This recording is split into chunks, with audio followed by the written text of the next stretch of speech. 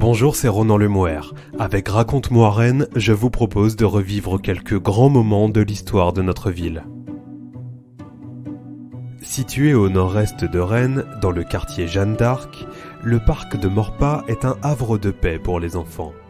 Des pelouses pour jouer au ballon, des pistes pour faire du vélo, un manège et des balançoires pour s'amuser. Si de tels équipements semblent aujourd'hui aller de soi, tel n'est pas le cas à la fin des années 1930 quand est créé cet espace vert. Ouvert au public le 23 juillet 1939, le parc de Maurepas constitue ainsi une superbe archive qui permet de décrypter les profondes mutations que connaît alors le chef-lieu du département d'Ille-et-Vilaine. Le parc de Maurepas, l'anti-Tabor construit pour les enfants, un récit écrit par Erwan Le Gall, docteur en histoire contemporaine à l'université Rennes 2. Des enfants jouant dans un parc, certains virevoltant sur une balançoire, quelques-uns tournoyant sur un manège, d'autres encore pataugeant dans un bassin artificiel. Ce sont 7 photographies que publie le grand quotidien de la rue du Pré-Beauté, l'Ouest Éclair, à la fin du mois de juillet 1939. Ces scènes de joie innocente se déroulent dans le tout nouveau parc de Maurepas, qualifié à cette occasion de paradis des enfants.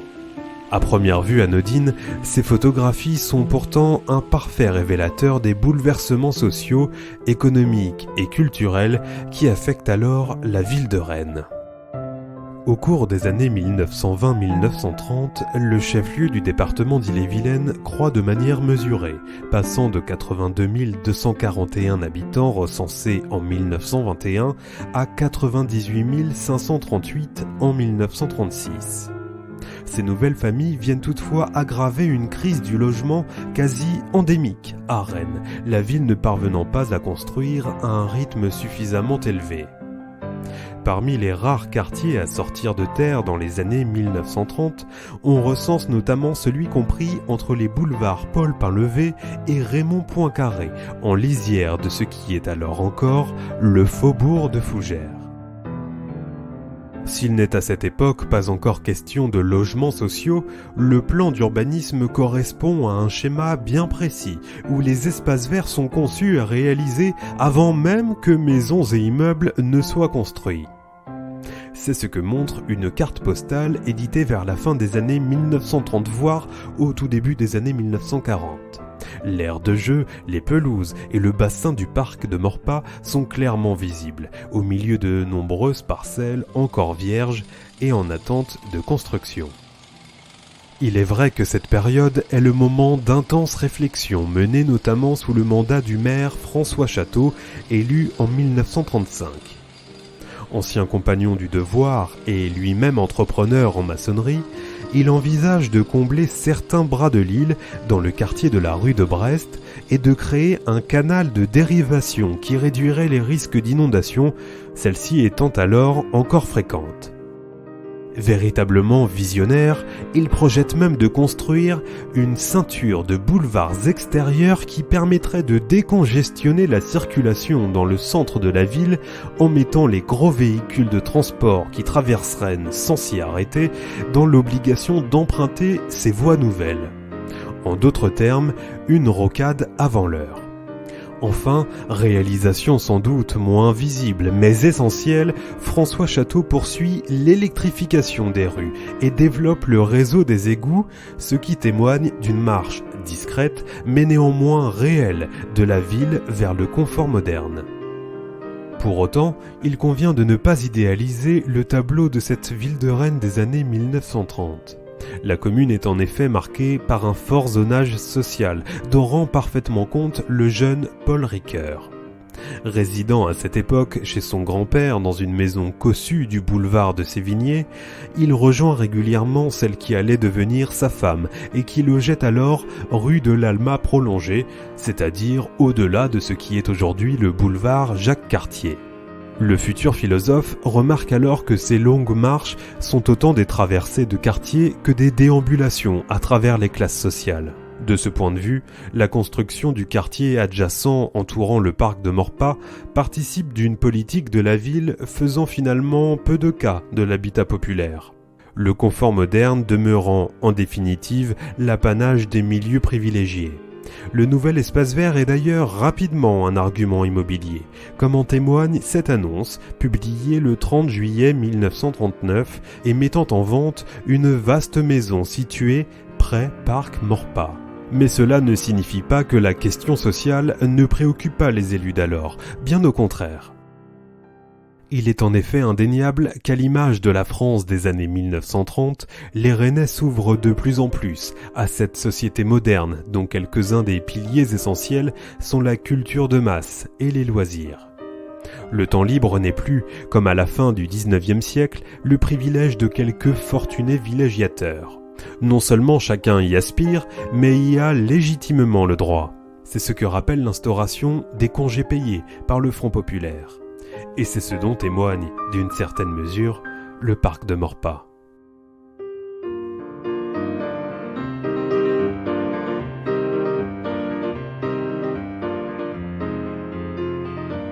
Évoquant en août 1936 sa construction, l'Ouest Éclair croit bon de préciser que celui-ci sera digne de notre magnifique Tabor. Pourtant, on peine à trouver le moindre point commun dans les principes ayant présidé à la conception de ces deux espaces verts. À l'époque, comme le rappelle non sans acidité l'urbaniste Bernard Barraquet, tout ou presque est interdit au Tabor. On n'a pas le droit de pique-niquer, ni de courir, ni de sortir des allées, ni d'entrer dans les serres, ni de toucher aux plantes. Véritable écrin, ce parc est l'exemple même du jardin à la française, où l'on vient tout autant prendre l'air que s'afficher dans ce qui est aussi un haut lieu de la bonne société rennaise. En cela, le Tabor est un témoignage fidèle de ces années 1900 que l'on qualifie trop facilement de belle époque, tant il est aisé d'oublier ces familles pauvres qui n'osaient même pas franchir les grilles du majestueux parc. Les espaces verts que ces milieux modestes fréquentent sont non seulement d'une toute autre nature, mais répondent à une fonction beaucoup plus basique et essentielle. Si ces jardins dits ouvriers constituent une échappatoire à l'usine ou à l'atelier, ils sont aussi, et peut-être même avant toute autre chose, une manière de se nourrir à moindre frais. Construit à la fin des années 1930 sur le modèle du jardin à l'anglaise, le parc de Maurepas est d'un tout autre bois et participe d'un modèle social beaucoup moins rigide et plus inclusif.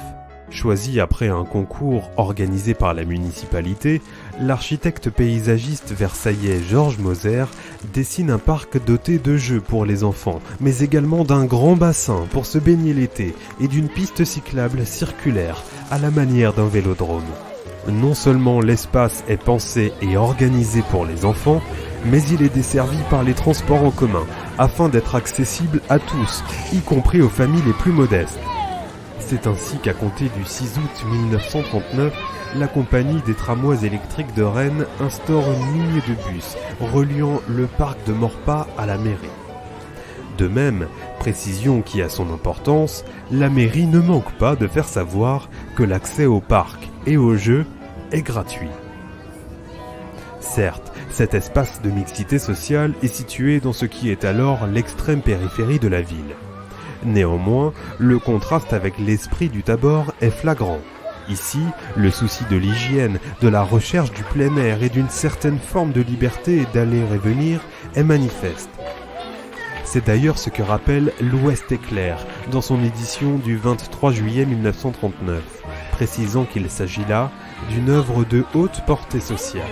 Situé sur un plateau qui domine une vaste campagne, le parc de Maurepas, facilement accessible, sera dorénavant, nous n'en doutons pas, le lieu de rendez-vous de tous les enfants que le sort éloigne des forêts lointaines ou de la mer. Pour autant, le parc de Maurepas n'est pas non plus un lieu d'anarchie. Comme au Tabor, il y a un règlement qui détermine des horaires d'ouverture et impose un code de bonne conduite. Les vélos sont prohibés, de même que les colporteurs. Les chiens ne sont autorisés que tenus en laisse, mais les pelouses, elles, sont ouvertes aux enfants. Certaines dispositions pourront même faire sourire.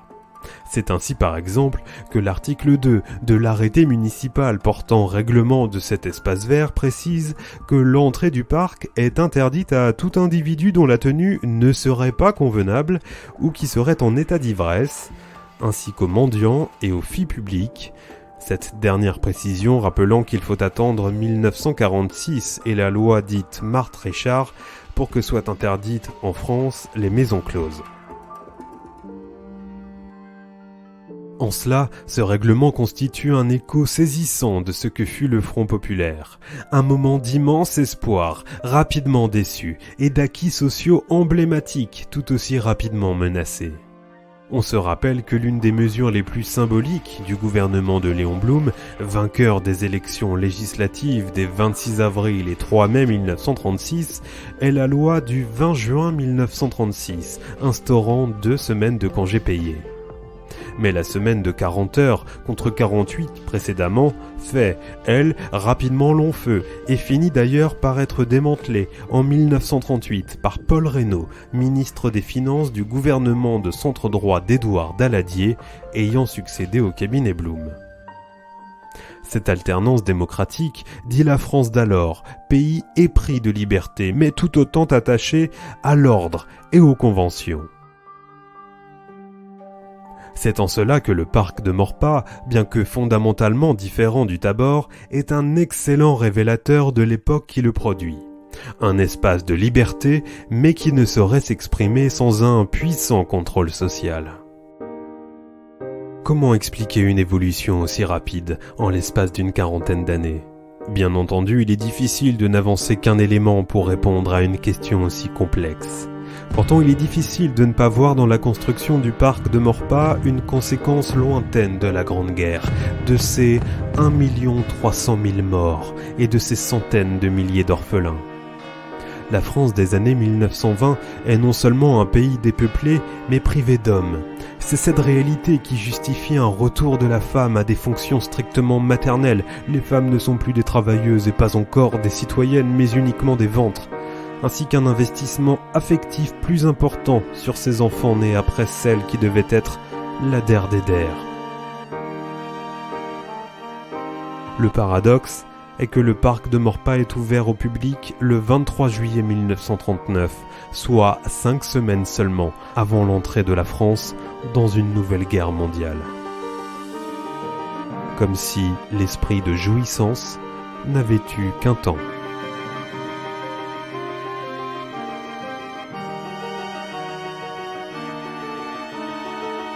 Le parc de Maurepas, l'anti-Tabor construit pour les enfants, un récit écrit par Erwan Le Gall, docteur en histoire contemporaine à l'université Rennes 2. C'était Ronan Lemoer, à bientôt pour un nouveau numéro de Raconte-moi Rennes.